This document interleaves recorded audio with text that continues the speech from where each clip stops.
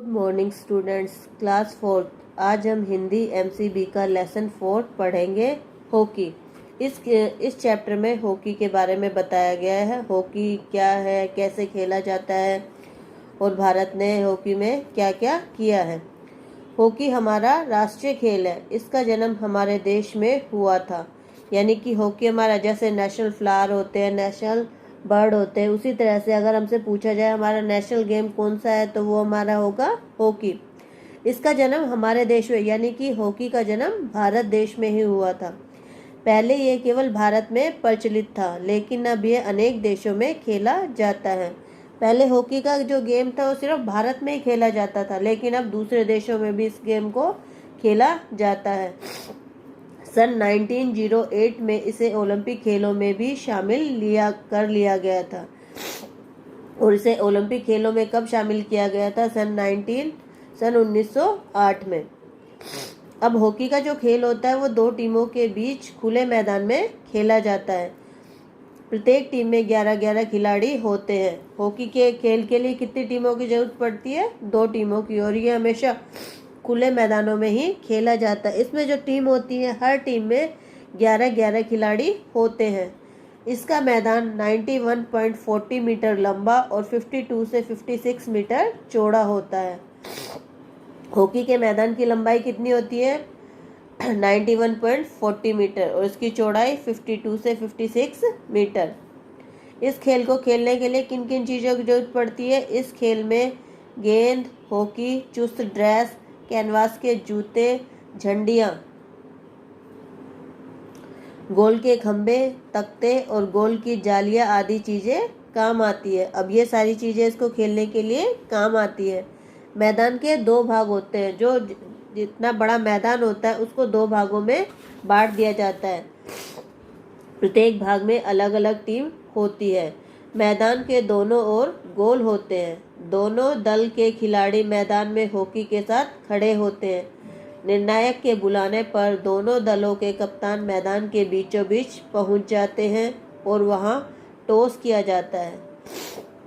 जो कप्तान टॉस जीतता है वह अपनी इच्छा से मैदान का भाग चुनता है। खेल प्राय 70 मिनट का होता है। खेल 2 भागों में खेला जाता है। हॉकी के खेल के लिए 2 मैदान होते हैं और 2 मैदान में, हर एक मैदान में अलग अलग टीम खड़ी होती है। मैदान के दोनों तरफ गोल बने हुए होते हैं। दोनों जो टीम के प्लेयर होते हैं वो हॉकी के साथ मैदान में खड़े रहते हैं। निर्णायक, यानी कि जो निर्णय करता है, उसके बुलाने पर दोनों दलों के कप्तान को मैदान के बीच में बुलाया जाता है और वहां टॉस किया जाता है। और जो कप्तान टॉस जीतता है वह अपनी इच्छा से मैदान का जो भी भाग चुनता है उस टीम को वहां खड़ा कर दिया जाता है और दूसरी टीम दूसरे भाग में चली जाती है। हॉकी का खेल मैक्सिमम 70 मिनट तक खेला जाता है और इस खेल में 2 भागों में खेला जाता है, यानी 35 मिनट का वन और 35 मिनट का दूसरा। इस खेल में दोनों टीमें एक साथ खेलती हैं। गेंद को मैदान के मध्य बने स्थान पर रखा जाता है। दोनों टीमों के एक एक खिलाड़ी वहां आमने सामने खड़े होकर हॉकी से गेंद को मारने को तैयार रहते हैं। किसी भी टीम का खिलाड़ी उसे झटके से मारता है और खेल शुरू हो जाता है। अब खेल कैसे शुरू होता है? इस खेल में दोनों टीमें एक साथ खेलती है, यानी कि एक टीम पहले खेलती है, एक बाद में खेलती है। दोनों टीमें एक साथ खेलती हैं और गेंद को मैदान का जो बीच का, मध्य का मतलब होता है बीच का जो भाग होता है, वहां पर मैदान को रखा जाता है और दोनों टीमों के एक एक खिलाड़ी वहां आमने सामने खड़े होकर हॉकी से गेंद को मारने को तैयार रहते हैं। किसी भी टीम का खिलाड़ी उसे झटके से मार देता है और इस प्रकार हॉकी का खेल शुरू होता है। फिर सभी खिलाड़ी गेंद की तरफ भाग पड़ते हैं। गेंद इधर से उधर ले जाते हैं और गोल करने का प्रयत्न करते हैं। और जब खेल शुरू हो जाता है उसके बाद सभी खिलाड़ी गेंद की तरफ भागते हैं और गेंद को सब अपनी तरफ दूसरी तरफ ले जाने का प्रयत्न करते हैं और जो टीम ज़्यादा गोल करती है वह टीम जीतती है। इसमें क्या होता है, जो टीम ज़्यादा गोल कर देती है वही टीम जीत जाती है। इस खेल में रेफरी भी होता है जो गेंद के साथ साथ भागता है। इस खेल में एक रेफरी भी होता है। ये जो गेंद के साथ साथ भागता है। जहाँ भी खिलाड़ी से गलती होती है वह सीटी बजाकर खेल को रोक देता है। रेफरी का काम क्या होता है, जहाँ भी कोई भी प्लेयर कोई गलती करता है तो वह सीटी बजाकर उस खेल को रोक देता है। इसके निर्देशानुसार खेल फिर से शुरू हो जाता है। जब वो सीटी बजाकर खेल को रोक देता है तो खेल वहीं पर रुक जाता है, फिर वो उसके निर्देश के अनुसार दोबारा खेल शुरू होता है। हॉकी के खेल में चुस्ती, फुर्तीलापन व टीम भावना होनी चाहिए। अब हॉकी के खेल के लिए क्या क्या गुण होने चाहिए, उसमें चुस्ती, फुर्तीलापन और टीम में जिताने की भावना होनी चाहिए। भारत ने ओलंपिक हॉकी में सन 1928 में पहली बार भाग लिया था। भारत ने अंतिम स्पर्धा में हॉलैंड को 30 गोल से पराजित करके हॉकी जगत में अपने नाम का सिक्का जमा दिया। तो हॉकी को ओलंपिक में कब शामिल किया गया था, 1908 में। लेकिन भारत ने ओलंपिक हॉकी में पहली बार कब भाग लिया था, 1928 में। इसमें भारत ने अंतिम स्पर्धा जो लास्ट जो गेम था उसमें हॉलैंड को 30 गोल से पराजित का मतलब हरा के हॉकी जगत में अपने नाम का सिक्का जमा दिया था। 4 वर्ष बाद लॉस एंजिल्स में भारत ने फिर से स्वर्ण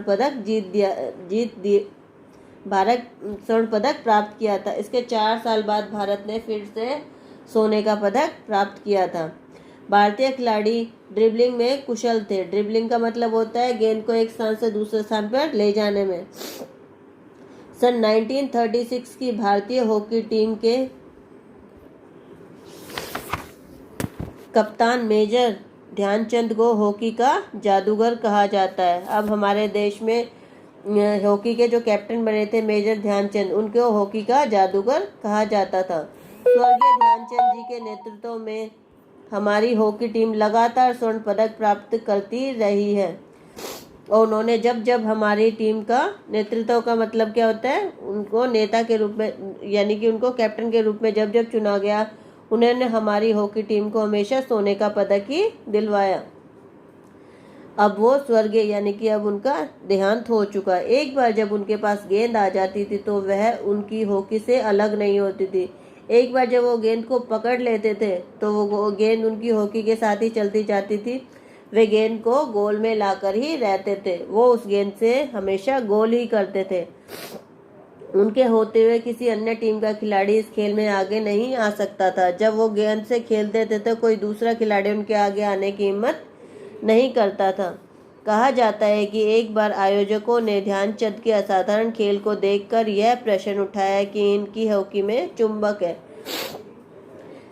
उनके बारे में ये कहा जाता है कि वो अपनी हॉकी में चुंबक लगाते थे। एक बार आयोजकों ने उनके ऊपर ये इल्जाम लगा दिया था कि वो अपनी हॉकी में चुंबक लगाते हैं जो गेंद को अलग नहीं होते देता, और उन्होंने उनसे दूसरी हॉकी लेने को कहा। तो उन्होंने कहा कि ये अपनी हॉकी में चुंबक लगाता है जिससे गेंद इसकी हॉकी से अलग ही नहीं हो पाती है। तो उस वक्त मेजर ध्यानचंद को दूसरी हॉकी लेने को कहा गया। तब श्री ध्यानचंद जी ने एक सीधा डंडा लिया और उससे भी उसी प्रकार असाधारण खेल का प्रदर्शन किया। तब मेजर ध्यानचंद ने क्या लिया, एक डंडा लिया। उन्होंने हॉकी की बजाय एक डंडा लिया और उसमें भी उन्होंने उसी तरह का प्रदर्शन किया जिस तरह का वे और गेमों में करते थे। आयोजक उनके खेल का लोहा भी मान गए। बहुत ही रोमांचक होता है यह खेल। आयोजकों ने भी मान लिया कि हाँ, ये सचमुच हॉकी के जादूगर है। यह खेल बड़ा ही रोमांचक होता है, इसको देखने में सबको आनंद आता है। तो बच्चों, आपने देखा कि इस चैप्टर में कैसे हॉकी के बारे में बताया गया है, इसको कैसे खेलते हैं, इसमें किन किन चीज़ों की आवश्यकता होती है, गेम कैसे खेला जाता है और हमारे कैप्टन कौन थे हॉकी टीम के। तो बच्चों, अब आगे आपको इसके कठिन शब्द वाटिका, मौखिक लिखित प्रश्न उत्तर और भाषा ज्ञान दिया गया है। वो आपको अपनी हिंदी की नोटबुक में करना है। Thank you.